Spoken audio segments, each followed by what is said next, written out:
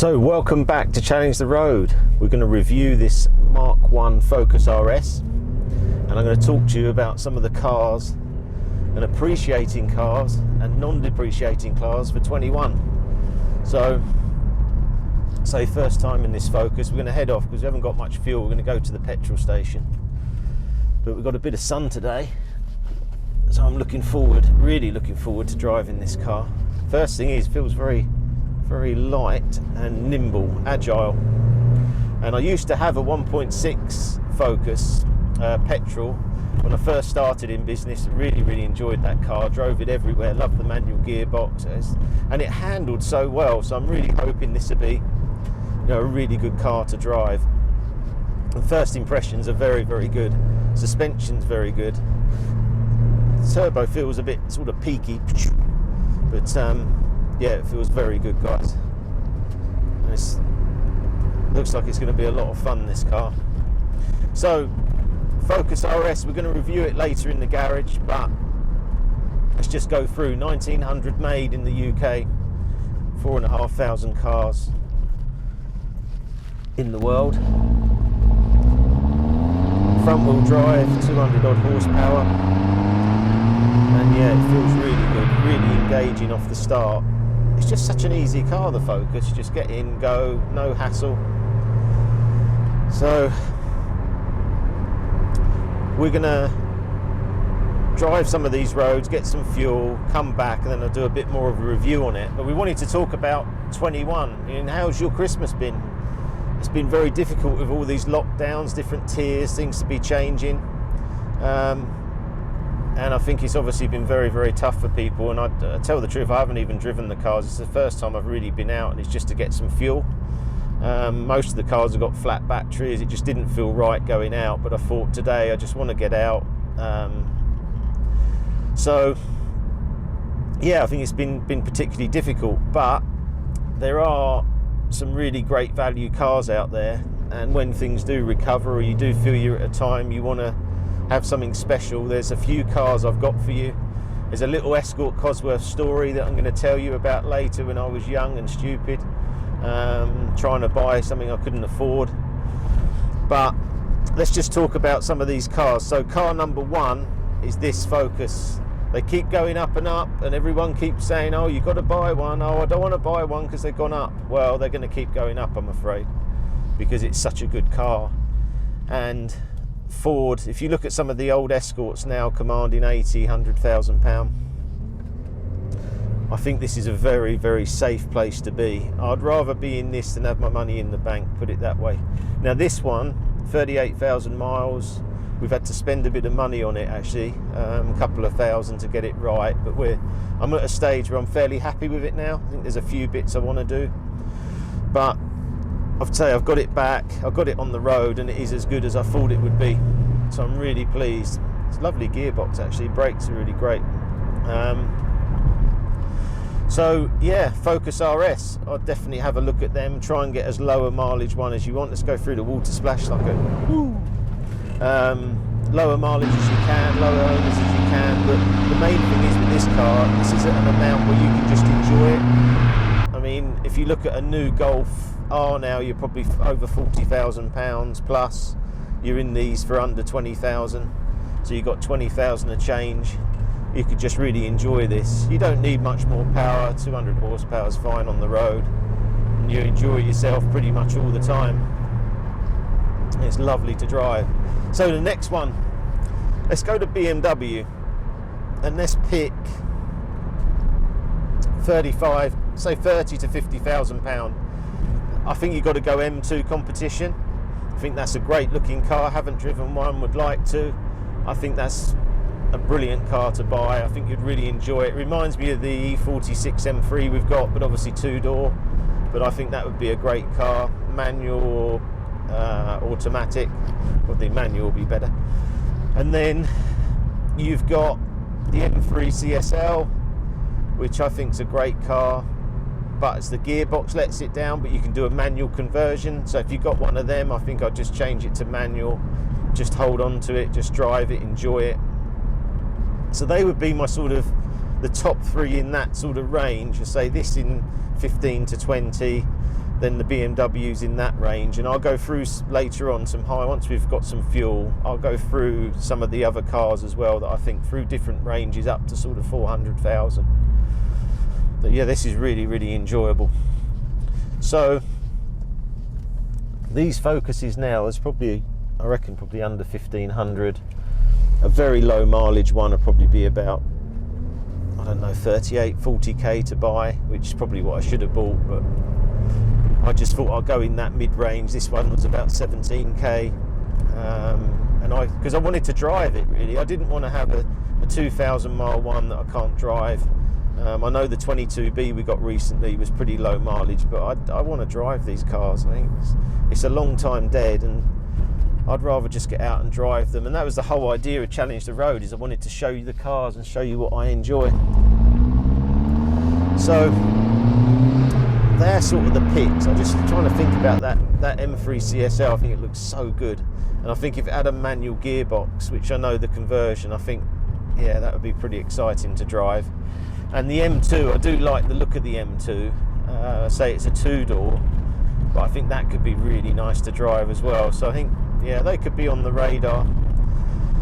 And then the other cars I've got that I'm looking at, probably, you know, we'll talk about them a bit more later on. But there's some nice cars through that range that are not big money actually.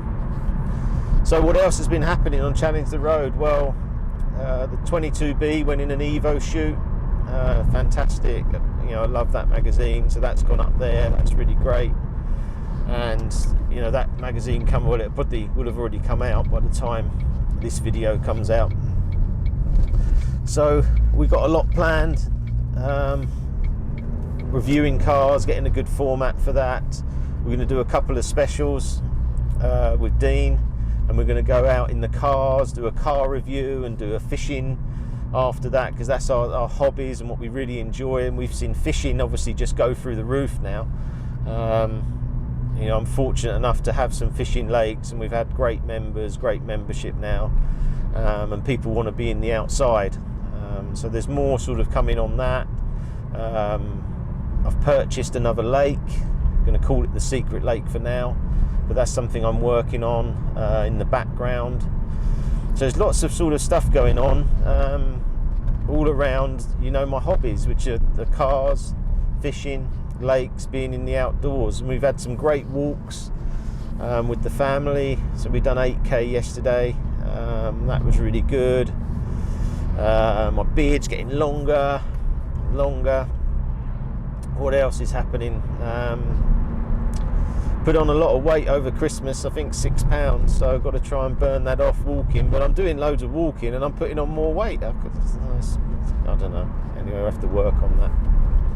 But yeah, getting back to this Focus, I think if you bought one you wouldn't be disappointed. I actually really like the interior. The only thing I don't like is this two-tone steering wheel. I'd change that.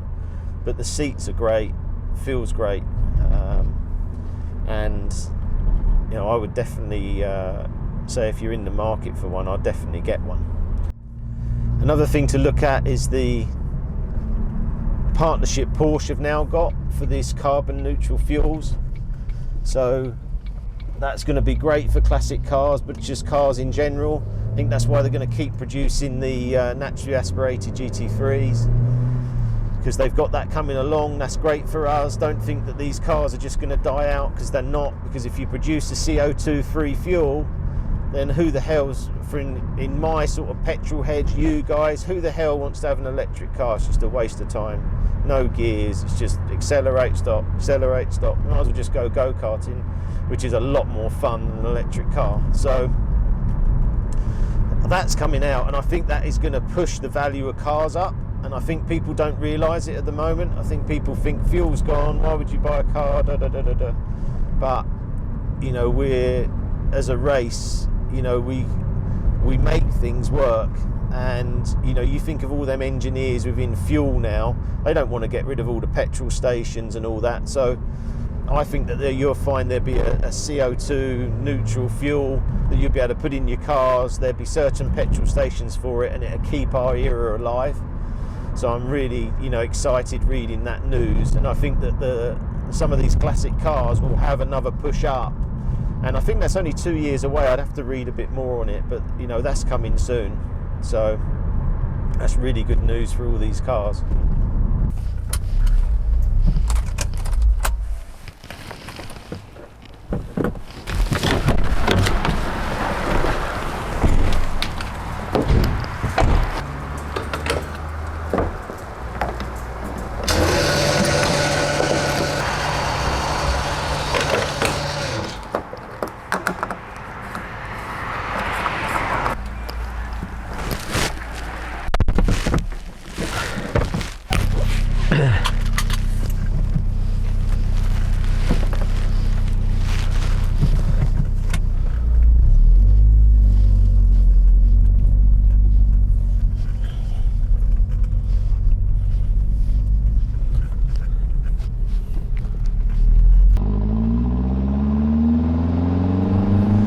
Right, full of fuel.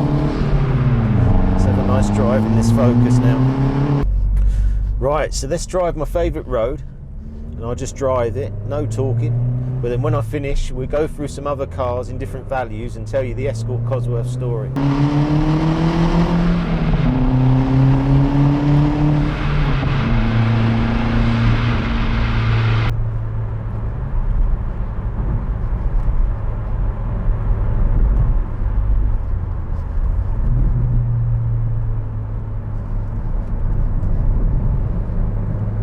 And we get stuck behind the van. So, right, let's just go into this Escort Cosworth story, because it's not going to happen today on the road. So, when I was probably about 25, Stormont in Tunbridge Wells had an Imperial Blue Escort Cosworth, and I just wanted that car. That was it. I just wanted that car. So stupidly, I went and put a deposit, £1,000 on the car. It may even have been a bit more than that. And then quickly realised that I couldn't really afford the car. Everyone said you're crazy. The insurance was like £20,000, which I didn't realise, because back then these cars were as much to insure as to buy. So I wanted to back out of it. And I was really worried about losing face and going in there. So I got a friend to go in there and to try and get my deposit back. And he couldn't. So I ended up getting an Escort 1.6 diesel gear. Actually a petrol gear back then, as a replacement for this Escort Cosworth, and then I had to use that car. That was a stupid decision, that was. So, but I've never had an Escort Cosworth. I've been in one once, but I've never driven one. Would love to do that, and that's one of the cars I'll come to now. Because if you're looking in this mid-range, there's a couple of cars that I would be looking at, and they are Escort Cosworth, Porsche 918 GT4, was it 981? 981 GT4. So they're the ones I would be looking at. The Escort seems to have sort of levelled off now, and the GT4 has come right down. I see that they're under £60,000. So in that sort of 45 to 70 range, I would say they were two cars I'd definitely be looking at. I think the manual Cayman is a fantastic car. And obviously with less power, they're getting faster and faster, but you don't need more power on the road. It's definitely one with a manual gearbox I'd like. I don't know if the Escort Cosworth would be a massive disappointment to drive. This Focus hasn't been, but I've heard they're not that great to drive, but I'm sure I just love the look of it. I don't think I'd be overly worried anyway. It's not like I'm short of good driving cars. I just think I just love the look of that Escort Cosworth. So that's a car on the radar. If you go a little bit higher and you go sort of 100 grand, say, I would be looking at a retro 911, and some of the stuff at Rensport or collecting cars have got some on there. I see they've been selling much lower, even like £50,000, but I think a retro 911 is just so cool, and I'd really like one of them. And then going up from there, I think if you're looking at sort of 150 range, I think you'd have to look at GT8.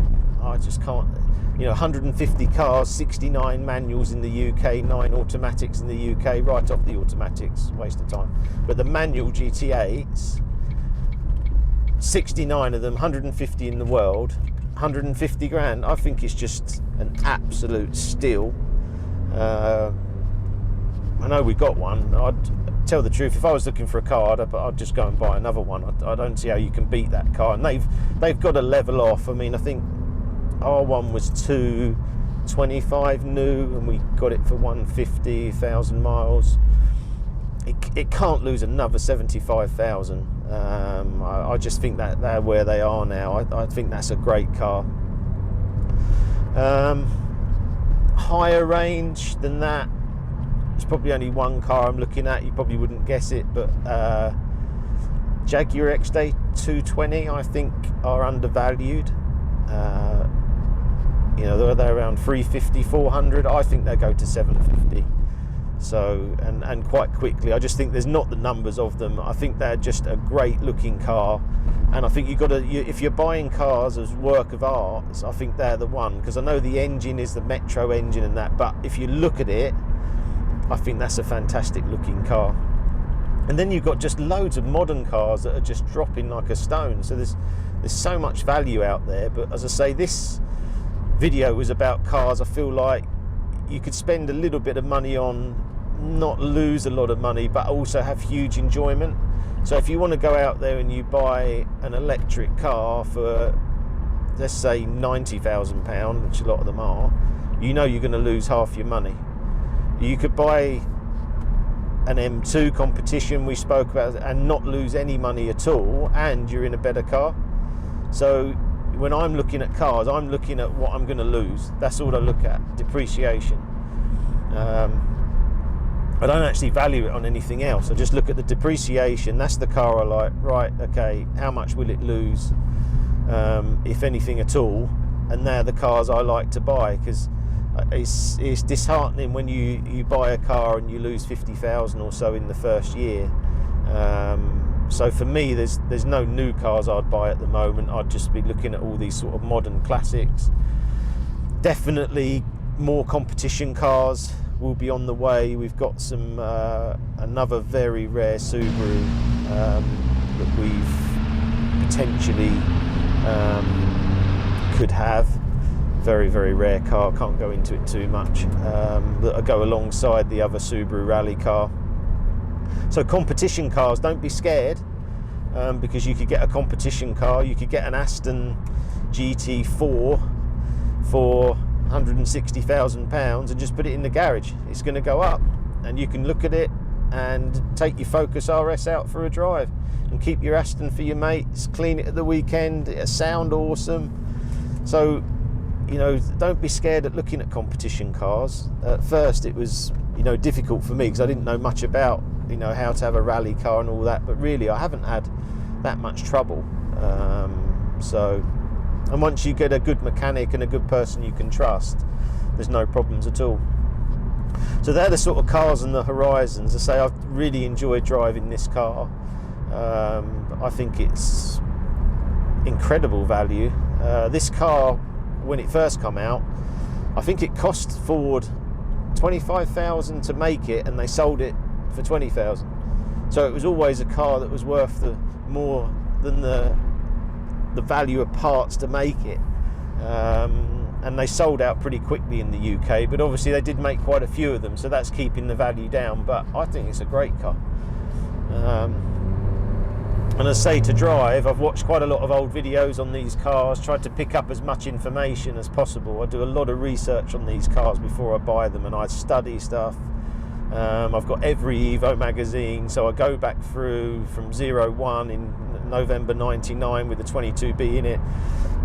I'll look back through all them and study them and make a lot of my decisions on them. I've got certain people I watch on YouTube that give me, I think, the best reviews, and I'll watch them, and then I'll understand the car a bit more and decide if it's for me. But yeah, this is definitely one, I would say, for someone trying to get into modern classics and wanting to start on that ladder. I would definitely be into this car. We could talk a little bit about the JDM market, Japanese market. The Subaru 22Bs obviously are going through the roof, but this is just because the American market's really opening up for a lot of these cars around 2023. So you've seen a massive rise in values in them Mitsubishi Evos. They don't seem to have had the rally yet, but they probably will. Super Imprezas, virtually any limited edition Super Impreza you're going to do well. Terzo, RB5, McRae series, all them type of ones, and you're going to get massive enjoyment from it as well. So yeah, I mean, we're going to head back now to the garage and just give you more facts on this car, but this has been super to drive. Really pleased with it. Nice little bit of turbo pickup, pedals are nicely balanced, steering's nice, feels good, and you can just drive this actually a long way. And tell the truth, what we do, I don't know what we've done there to that petrol station and back, not too many miles, but it's easy to drive, super comfortable. So let's get back to the garage. So we're back in the garage with the Focus RS. And it's just to really talk about some of the numbers on this car and why I chose this car. So 4,501 were built and around 2,000 to the UK. There's a great website, howmanyleft.com. You can have a look at that, and it says at the moment there's about 1,700 cars registered in the UK. So quite a few were made, but did you know the only original parts to the Focus are bonnet, roof, doors, lights. Everything else in the car was re-engineered. So they said 70% of this car was new. Ford put 60 engineers on the RS project, and it was a really short production run. 15 months they produced the 4,500 and they went out. So there's just some little interesting facts on this car, and I'll move on now to showing you all the interesting parts. So let's just have a look at just some of the really interesting parts on this car you may not know. So satch suspension 25mm lower, wheel arches 65mm wider. That's why it took so much development and time, 60 engineers. Also, the main man, Colin McRae, helped develop the suspension, brakes, wheels on this car. So he would drive at World Rallies, and we'll bring up some footage for you of him there, driving this car, developing it. How much input have you had into the car's development as it's been going on? We've driven the car on quite a few occasions, right from the beginning right up until now. I mean, the guys back at base have been putting all the wee bits and pieces in. All we've been doing is driving the car, giving them a bit of feedback, suspension, brakes, engine performance, how it should react. So you've got the main man developing the suspension. You've got 60 engineers from Ford dedicated to this project. And say you've got 65mm wider on here, 25mm lower. Oz Racing alloys, doesn't come any better, 5-spoke. Brembo brakes, 4-pot, 323mm. These are huge brakes at the time. So you've got main manufacturers all round this car. So it's just a fantastic front end. You've got the air vents coming in here. But these are just little details that you don't get and maybe you don't know about. But 70% of this car is new, and they put a huge team to get this right. We're going to move now to the interior, talk about some of the items in there and the other manufacturers involved. So let's go through all the brands in here. So a lot of Sparco stuff in here, from handbrake lever to the seats, fantastic seats. We've got Sparco on the pedals. We've got an AP Racing clutch in here, which actually feels really good on the road, didn't have any problems, and the bite point's really nice. 5-speed gearbox, really easy to use. Obviously most now modern cars are 6-speed, but this is a 5-speed, feels really nice on the road. Down here you've got your number plaque, which is 386 on this one. Little green starter button here. So key in, turn it, start it here, and you're off. The steering wheel, I think it still reminds me of my my Focus from years ago, but I'd have to double check that. But I think it's the same steering wheel as the normal Focus. Obviously it's got this two-tone effect, not overly keen on that. But yeah, it feels a really nice place to be. Obviously it feels like going back in time, but actually it's done really well. And to say, you've got carbon here on this instrument panel, but yeah, it's a really nice place to be. And yeah, it's actually quite a lot of room in here. Obviously being with the rally car, when we was in that, it felt very claustrophobic, but in here there's actually loads of space, loads of room in here. So a really, really nice interior. RS on the badges on here, on the rev dial, goes to 160 mile an hour on there. Car will probably do about 140. So yeah, it's fantastic interior. So here's the last bit of the video where we just talk a little bit about the engine, the steering rack, all these bits that were upgraded. So it was a new block. It went to an air intercooler instead of a water intercooler. We had an upgraded steering rack, which was a little bit quicker than the normal Focus. This one's been upgraded a bit with the hoses, I can see in that here.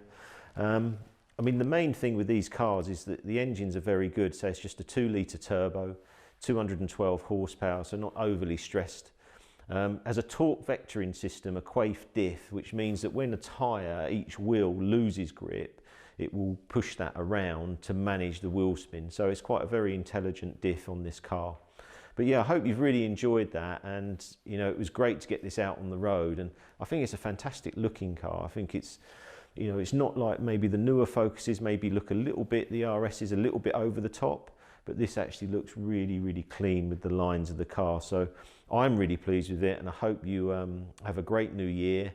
Look forward to us bringing you more videos, and some of the cars I've spoke about today, I'm sure are going to be great investments for the future. So have a really good 21, and we'll see you soon.